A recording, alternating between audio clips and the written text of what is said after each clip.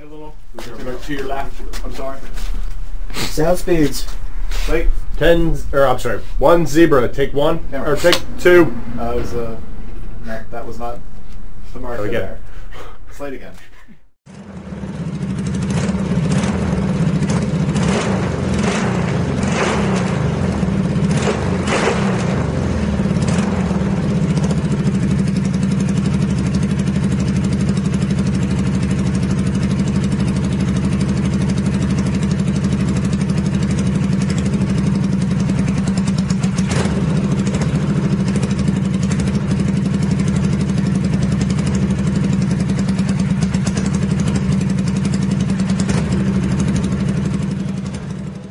Here's a little trick that you might want to try if you're having problems with older cables.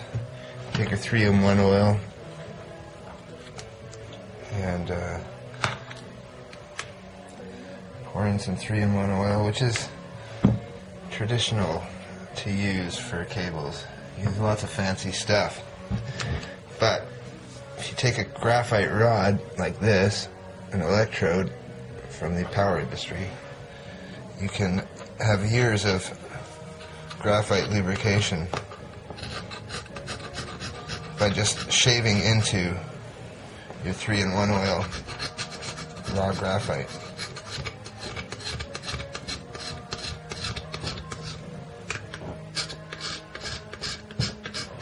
Not too much, just enough to mix in with the oil. I think I have a lot left for years to come on that graphite rod. And just take your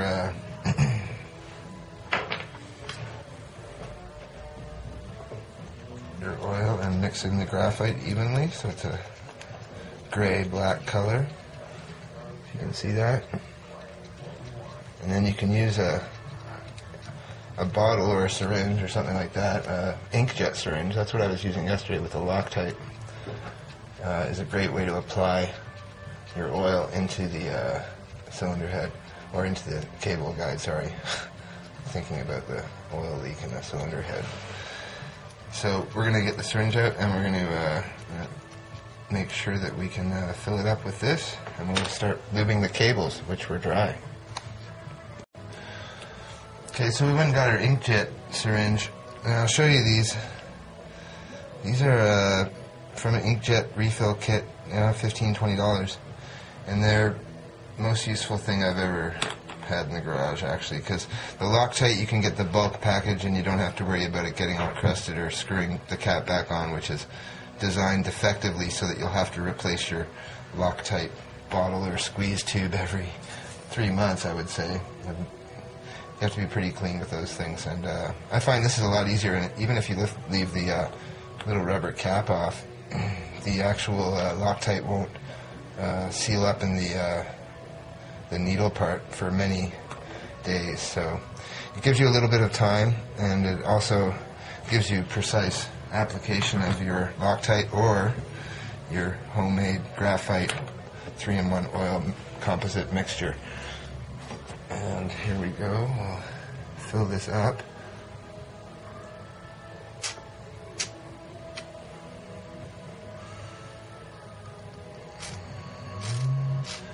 And in my city, people use these for a lot different reasons and not positive ones. So let's oil a little bit of the cable now. So oil the cable. Because these cables are sticking, their routing isn't too bad, but they are sticking a lot, and they are hanging up the slide. So they're both different adjustment levels, so they're obviously different lengths, or we have some serious problems with the carburetor. These should be at the exact same adjustment level when they're brand new like this, and the slides and the needle in the slide is set properly. I've checked the routing and there's no hang-ups. We're going to basically have to take these off, and we're going to hang them up on the wall and put plasticine around the top here, or some kind of caulking, and then we'll fill up the reservoir with oil and our mixture here so that it will travel to the full length of the cable. This is just taking care of the top area here now, so this is not a complete fix what I'm doing.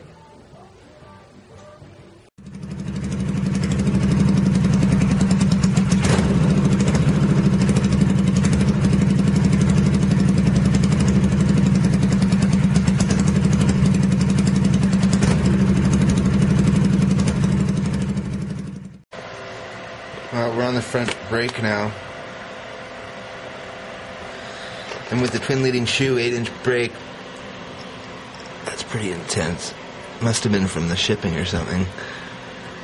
Anyways, you take off the clip here. There's sometimes a clip that will harness around this boss here, or the shoulder here, and this one does not have the clip, but it had a cotter's pin. So we're going to try to get this pin out. It's very, very tight in there. We'll loosen off that nut, which will loosen off this rod. But then we're going to take this off, and we're going to basically loosen this nut here. We're going to extend this out, which will bring the shoes closer to the actual hub. And then we're going to see what our cable slack is like after that. And there's one of those bottom clips that we had in the bolt box yesterday there. That's not it, but this is the same style, that's what I'm saying. So we're going to get this pin out. It seems to be very, very tight. It should slide out in pretty easy.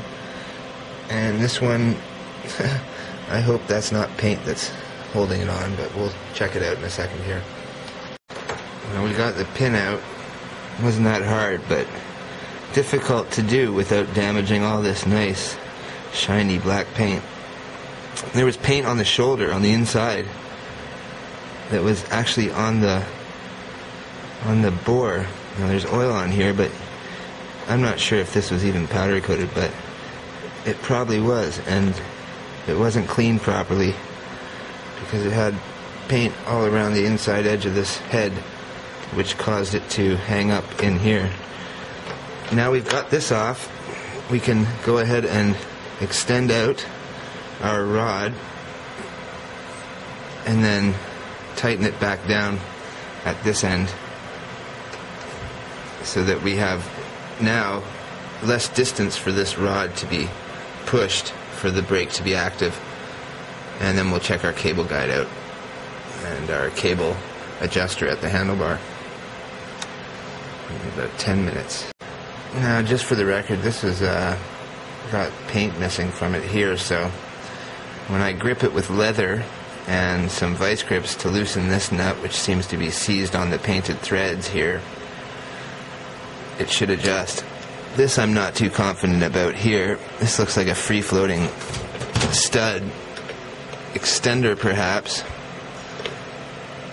but I'm going to Loctite that in position so that it doesn't loosen and affect the loosening or the adjusting of the actual rod itself, which is this part here. This just threaded right off, so it's almost like an extension's already been put on.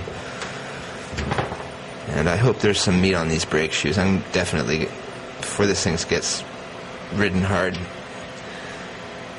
we're going to check the brake shoes after the adjustment, because that looks like it's been extended, and these might be way off in their adjustment. It has nothing. I'm not sure if my bike has the same kind of situation going on, but no. You can see on my bike here it's a bit dark, but this piece is one piece, and the adjuster rod is adjusted out of this one piece here. So when we look at this, this is the adjuster rod point here that this rod would be going into with the nut at that point. So it would be very short. We're going to have to do some thinking about this and wonder why this has changed, or if it's a different year model. And back to it. Get out of the way, dude. Now we've got this. And what we're going to do is we're going to back this nut off half the way that we already moved it. But before we do that, we're going to adjust the cable again because at the cable here, we were at full adjustment when the bike was delivered. So let's get rid of that now and get to a point where we have a year or two of adjustment on the front brake, if the shoes even have any grip, which we do not know. So after we get the engine started and the gas in, I'm just waiting to cut the hoses to a different length so that they don't just tighten up when you try to hook them up to the actual spigots on the gas tank. And they were just way too short. Lots of tension on them when they were hooked up, and that's the wrong thing to have on your gas lines especially. So I'm going to give it a little bit of slack on the gas lines. And now we've adjusted this all the way back, we can leave a little bit of adjustment for when we actually get to the point where it's working again. But we're going to check the rod now again, and we'll see we have a lot of cable. So more brakes. Brakes are important, and at least a front brake when you're working on the engine and you're going to start it. I think it would be a good idea to prevent it from putting a new door in the shop. So now we can see that that length there has given us a lot of cable. If the cat would get out of the way. So it's given us a lot of space on the cable now. It hasn't affected it. There is on my bike an adjuster right here for the cable that fits into this boss here, not just the cable straight in. So that's our next step on that to get this brake working. Or we make a new cable, which is a bit of work. Next, we're going to fire it up finally. Both carbs are tickling, and we've got gas coming out, so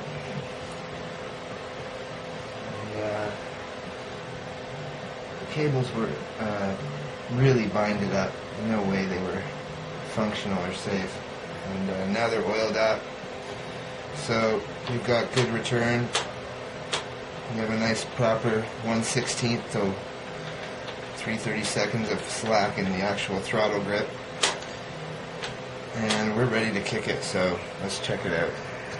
I'm not sure yet with the two holes in it. And there's one on this side too for this pipe. And it had snapped at the frame, the actual 2-hole tab that's on there, and it's like 1/8 inch steel. And I'm looking at the welds, and they look like they're MIG welds for sure. And that one over there is pretty blobby, man. The box is well, it has a nice bead around it. You know, second year welder stuff. I have 5 years of welding, and I can't do fillet, lay down dimes with a TIG welder because I don't do it full time. But I've done fabrication, and I wouldn't build a frame with the skills I have. But you know, this is what happens when somebody builds a frame and they don't have the structural engineering and the experience of looking at things and how they're built, at least, not even schoolbook stuff, I mean. But this bracket is broken, so we're going to have to re-weld that bracket on, and that would be a vibration thing.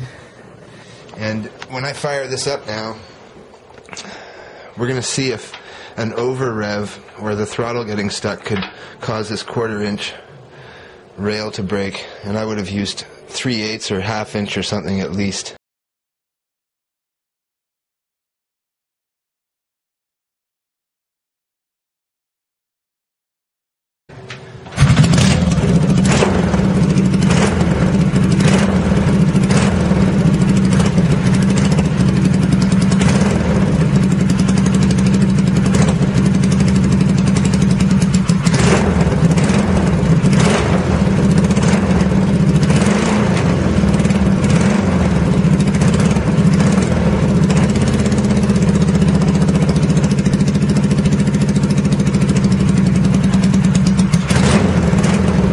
Now that it's running, I forgot to mention, we got to take the cylinder head off and all of that and fix this oil leak.